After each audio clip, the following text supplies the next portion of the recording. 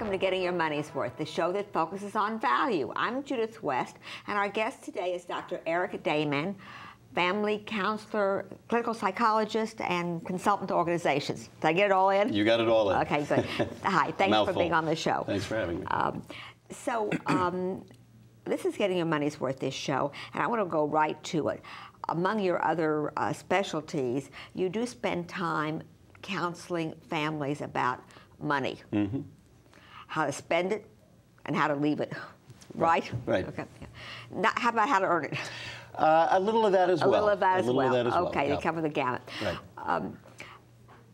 You recommend talking to your kids about how you plan to leave money to them, how you're planning your estate, how you're planning your own retirement. You recommend that this be a conversation. At what age should you start having that kind of those kinds of conversations, Eric? May I call you Eric? Yes, okay. Absolutely. It depends, and it depends primarily on the kid. There are some kids who are very mature early and are interested in that kind of discussion at an early age, and sometimes that can even be, 12, 13 years old. There are other kids who aren't interested or aren't ready to hear that kind of thing yet. So it's a very individual thing. But I think with all kids, it needs to be addressed at some point because, I mean, the problem is it used to be that it was thought of as a taboo subject. And, yes. We don't want to talk about the dirty money. Right, exactly. I mean, I grew up in a family where there was never enough, but no one really ever talked about it. We just knew, we just instinctively, my brother and I, we just knew that there was never enough money, and that was the nature of the beast. Right. But that happens even in families where there's more than enough. And the problem isn't the amount of money you have. The problem is how is it dealt with in the family, how is it understood, how is it talked about? Because there are plenty of people I've worked with who have tremendous amounts of money, but there's tons of family drama around money. Yeah. Whereas there's people I've worked with who don't have a lot of money, but they all are very rational and I mean, sometimes I think, Eric, the more you have, the more difficult it is to talk about it. Absolutely, sometimes. And sometimes it's true that the more you have, the more problems there are with it. I'm just from personal experience, when my husband and I first started our estate planning, and I have two children, a son and a daughter, who are both married. And we invited, after the session, we asked them to come to a lawyer's office without their spouses and talk about it. I have to say the whole thing didn't go over. That really soured me. I must have done something wrong. It didn't go over at all. And my son even asked me, well, this sounds good now, Mom, but what if, you get a divorce from Dad, or what if you get a boyfriend, or you die first and then it's him? It didn't, I must have not done it well, because it didn't leave me with a good feeling, I'm going to be honest with you. It doesn't always initially, but there are two thoughts about that. What did I do wrong? Well, I don't know what you did wrong, but here's what I think a lot of people do wrong. They go into it and they deal just with the practical stuff. They deal with, here's the amount of money, here's how much you'll get, here's how much we're going to give to this charity. And the problem is that needs to be the second step. The first step should really not even be about the numbers. It should be about what's the meaning of money in our lives? What's the purpose of it? What do we hope to get from our money?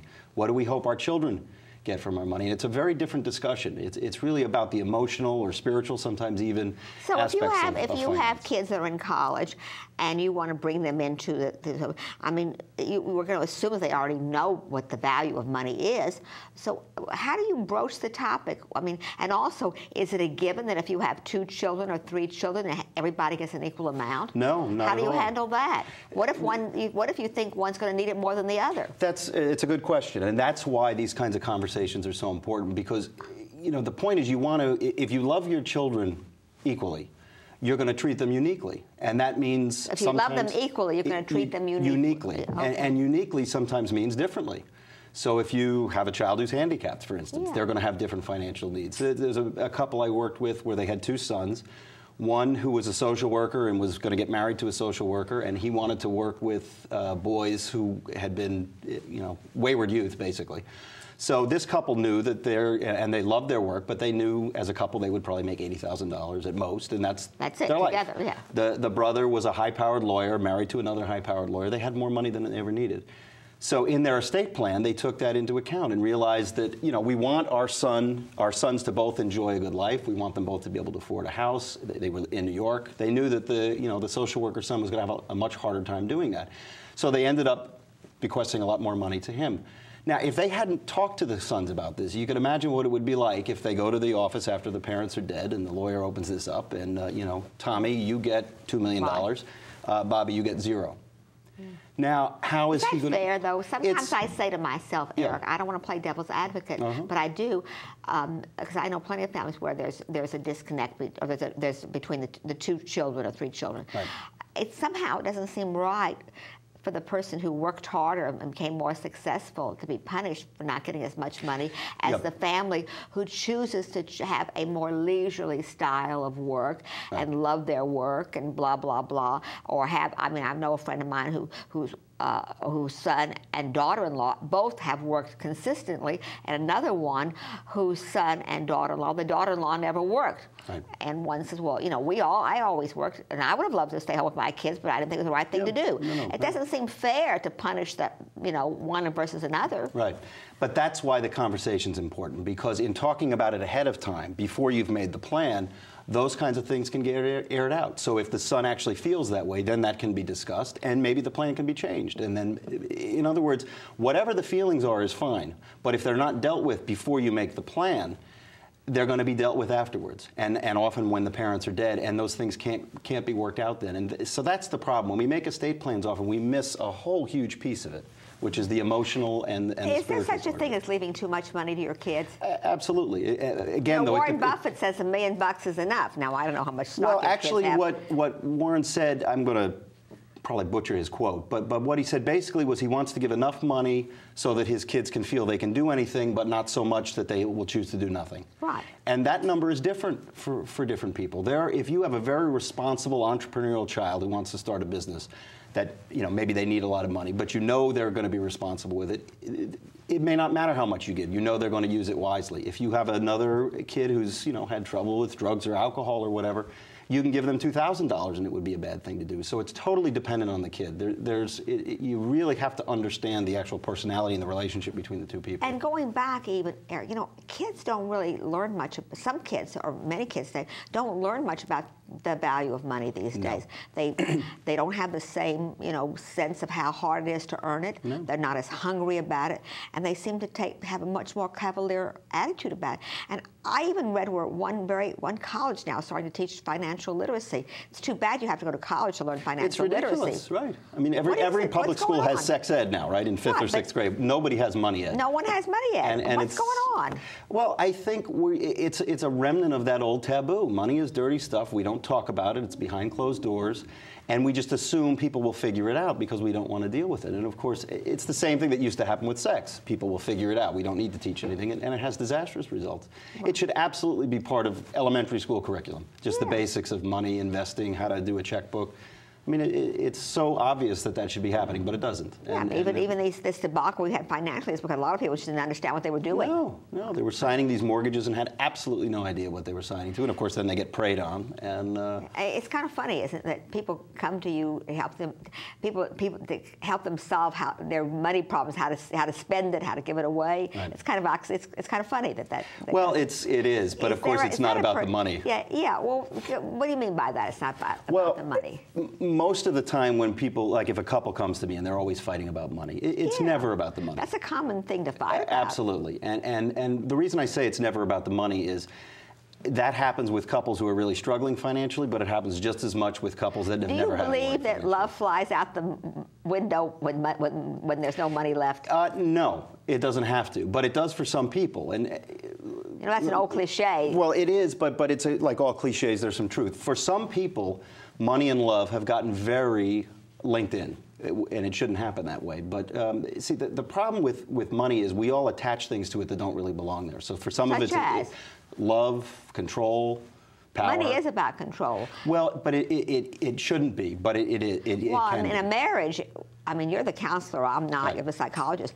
But from my point of view, and from talking to people on the show, often the partner, the one in the marriage that has the most money has the most power over it. Right, but it or over the whole marriage, right. Not just the money. But it shouldn't be that way. But that's right, because in other words, in a marriage, what should actually determine power, equality, things like that. It should have nothing to do with money. It should have to do with the relationship or the roles that the two people agree. You know, that sounds good in a textbook, but in reality. But you can undo that. In other words, there are people who come to me where that's exactly what happens. But when we scratch the surface of it, what we find is underneath that, it really isn't about money. It is about control. And if you can get the couple to talk about control, they can let go of money as being the arena that gets played out in and use money much more rationally.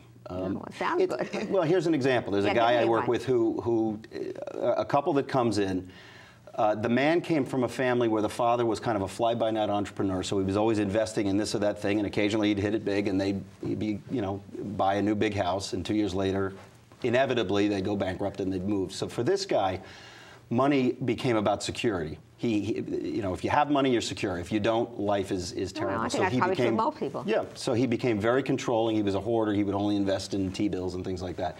He married a woman who came from a pretty wealthy family, but the father was an international businessman, so he was never home. He would miss, you know, ballet class, all that. You know, it's a typical story. When he came home, he would shower her with gifts because he felt guilty, and he did really love her. So for her, money started to equal love. So this couple gets together where for one person, money equals love. For the other person, money equals control or security. How are they going to interact around money? Well, it's a disaster because for her, she wants to spend and she wants him to spend on her because that represents and that he then do the loves children her. pick up this theme in the house? Absolutely. They begin to think. What kids learn about money is 90% not what we teach them consciously. It's how we behave. You know, so if for kids, most of what they learn about money comes from their role models of their parents. It's certainly culture and peers as well, but a lot of it is the role model of parents, and unfortunately, it's the role model that the parents usually would not want to be teaching. And a lot of this, you know, comes from the heart of parents. I had a hard time. I struggled hard. Even if it wasn't right, even if it was too magnanimous, I just wanted to give my kids a lot more than I had. That was just that gave me pride in myself as a parent. Right, and that happens all the time. And I think what gets lost in that is oftentimes we forget to ask, how is this going to affect my child? What's in the best interest of my child? And sometimes it isn't about getting them everything or giving them everything. Sometimes it's actually about helping a little bit, but allowing them to feel what you felt in building yourself up and creating something for yourself. I suppose it goes back to if you're too generous, you enable them not to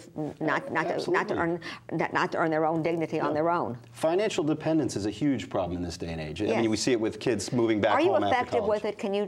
When people come to you for financial, is that something that can be changed? Absolutely, because it's actually not that complicated. In a word, we only have like 1 minute left. What's the core that you get people to believe to break this codependence? The core is understanding that these issues aren't about money. And it's about understanding what it is that's really behind this. So, for example, somebody who equates money with love, they need to understand that that's what they're doing with money. Once they do that... And what about kids who think that it's an entitlement?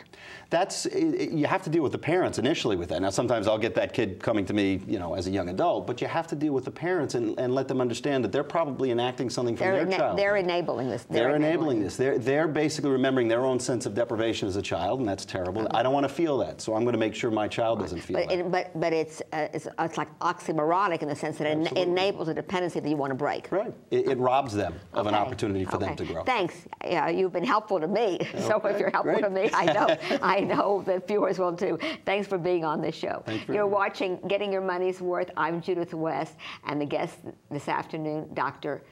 Eric Dammann, clinical psychologist and family counselor. Thanks for watching.